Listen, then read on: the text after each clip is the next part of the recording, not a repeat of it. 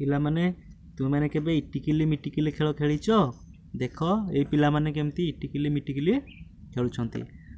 ଇଟିକିଲି ମିଟିକିଲି, ଇଟିକିଲି ମିଟିକିଲି ଫୁଟିଗଲା କାଇଁଚ, ତୁମର ଆମର ନାଲି ପଇଁଚ, ନାଲି ପେଁ ପେଁ ବାଜଇ ହୀରା, ଗୋଟିଏ ଉପରେ ଗୋଟିଏ ଜିରା।